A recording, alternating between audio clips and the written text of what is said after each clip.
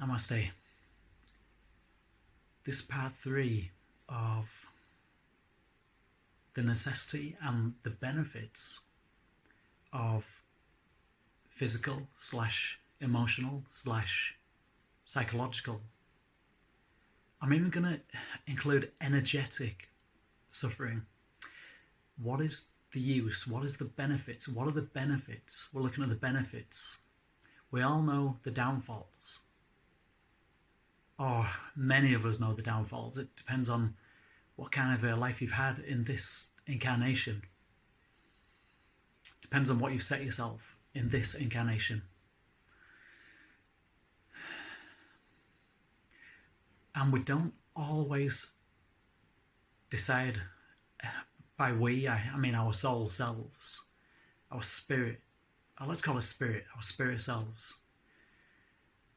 We don't always choose incredibly traumatic or incredibly difficult lives. Sometimes we do choose realistic, like no doubt I'll probably come back after this life and choose a really easy life.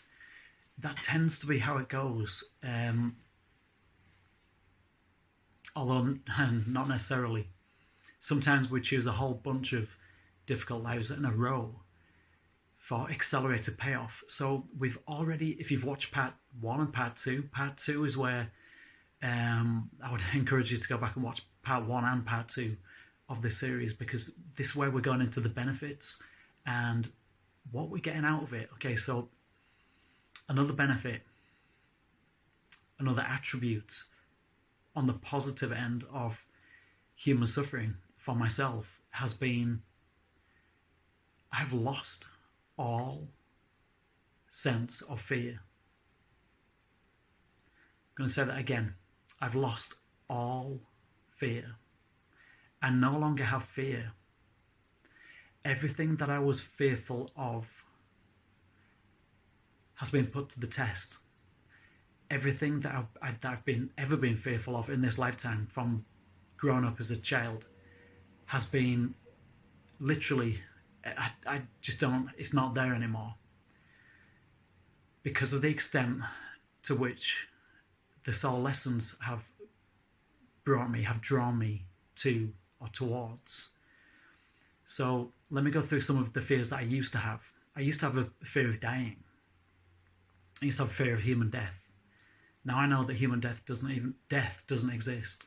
Okay, so I no longer have a fear of death, of transition.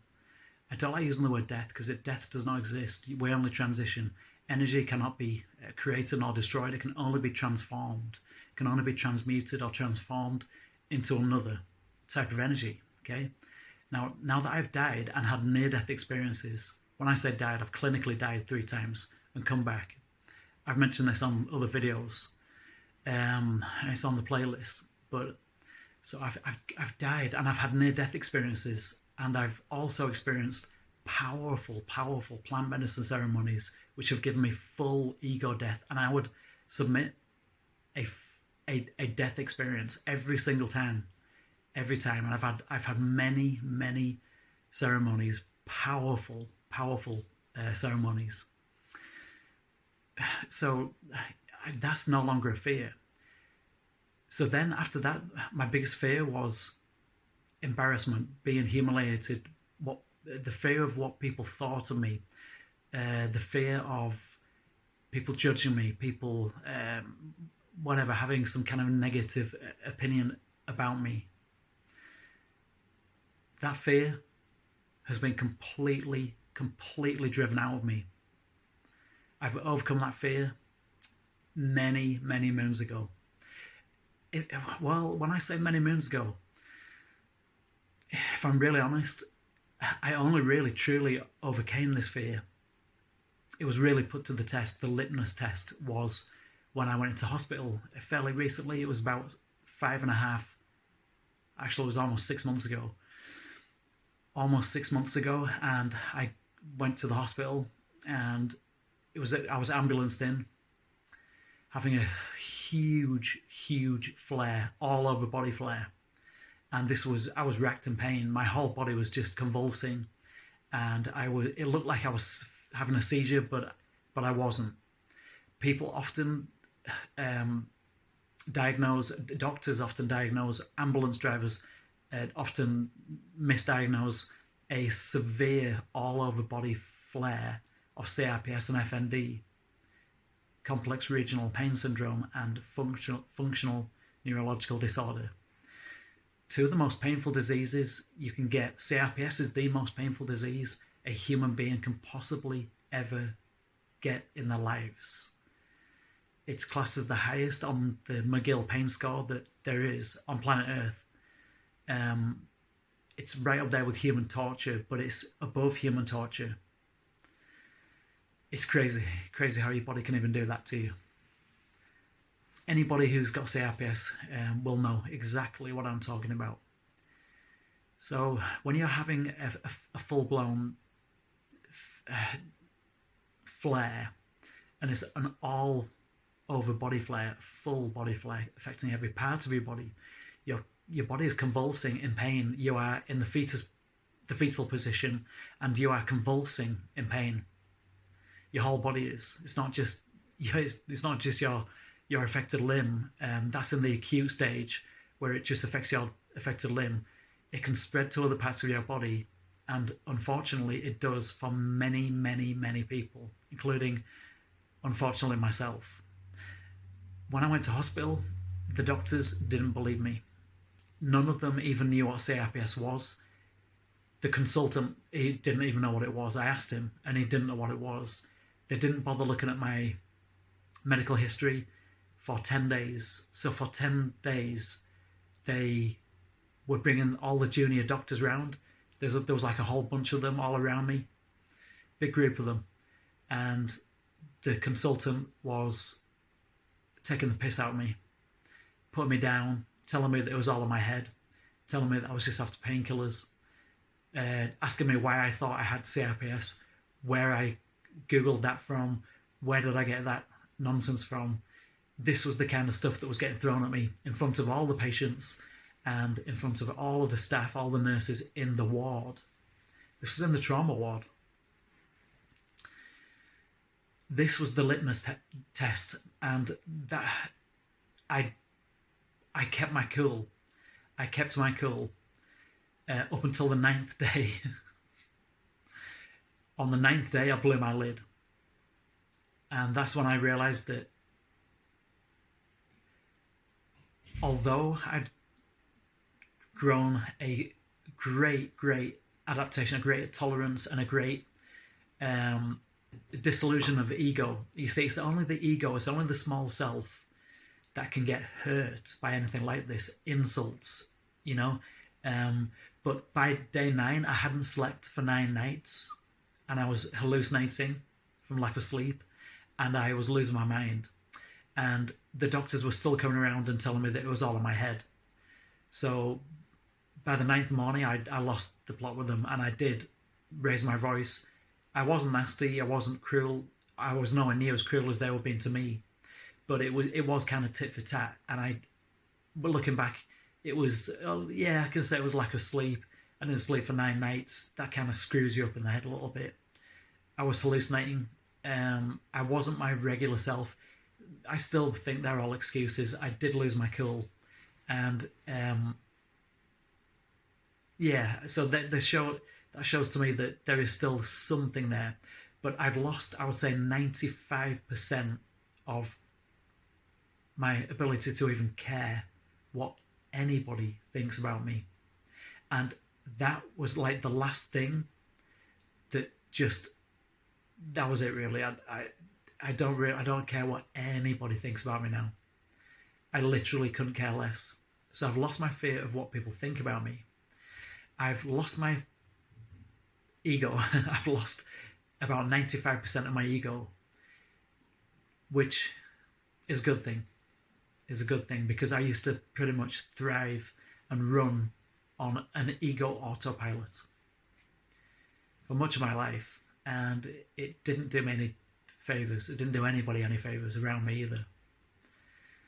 I have lost all of my fears. I've lost my fear of being tortured, because I've been in pain and am in pain for a majority, well, I would say a large chunk of my time, I use the odd opportunity that I get, the odd good hour, the odd good half an hour to make these videos. A lot of the rest of the time, I'm curled up on this bed and just trying not to scream out in pain.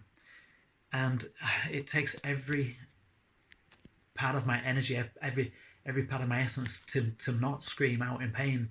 I don't want to, no matter how much pain I'm in, I don't want to cause distress for the rest of the people who are here. So I've learned all these techniques like silent screaming. These are some of the techniques I'm going to be explaining in some of the videos. So I've lost my fear of pain. I've been tortured. I've lost my fear of everything to do with the physical. How many people can say that? I lost my fear of drowning about 3 or 4 years ago, when my family took me. This one I could still just to say walk, in lots of pain though. And my family took me to this outdoor swimming pool, and I deliberately, to lose my fear of drowning, I had a big fear of water. I exhaled all of the oxygen. I wouldn't recommend this. I do not recommend this. This comes with a big warning. I was a bit stupid doing this in many ways. So this is not a recommendation, and I do not advocate anybody copying what I did when I say this. I need to be clear on this because it's YouTube, right? I exhaled all the oxygen out of my lungs, did the opposite of what you usually do. Usually you inhale, right? Hold your breath. I exhaled and sank to the bottom and laid on the bottom. I could have drowned easily. I laid on the bottom for as long as I possibly could before propelling myself up and taking a breath of air. And I did that about 8 times. My sister couldn't believe it, but she was she was quite proud of me for facing my fear. I had a fear of heights. I went to this treetop challenge. We were hundreds of feet up, and of course you're hooked on, but you unclip when you get to each tree. So there's this assault course, yeah, and you get to the next tree, and there's this one point where you're not. If you lose your grip, or if your legs go to jelly and you don't clip on, you're gonna fall. So this was the face of my fear of heights. So no longer have a fear of heights, no longer have a fear of drowning, and no longer have a fear of what anybody thinks about me or what anybody says about me. I no longer have a fear of dying. I no longer have a fear of living. I no longer have a fear of anything. I've lost all of my fears. And the last remaining fears have been disillusioned or dissolved, or made to be unreal, made to be not real, made to be a lie, untrue, fabrication by CRPS and FND. Because my last remaining fears were that of dying. Well, I've had 3 clinical death experiences and many near-death experiences, which will be another video talking about my near-death experiences and my actual death experiences. I've clinically died for minutes at a time. So I've lost all my fears. That's another, and this has taken a full video in itself. I'm looking at the time. I'm going to have to leave it here. CRPS and FND have been the final catalysts that I've required as a soul to relinquish and to let go of the lies that were fear. Fear is a lie. Fear is not who you truly are. Fear is a fabrication. Fear is a falsity. Fear does not really exist. And I'm going to be doing some tutorials on everyday exercises that you can do, self-inquiry, to question whether that fear is rational or irrational. That's in an upcoming video. Okay. One love. Namaste.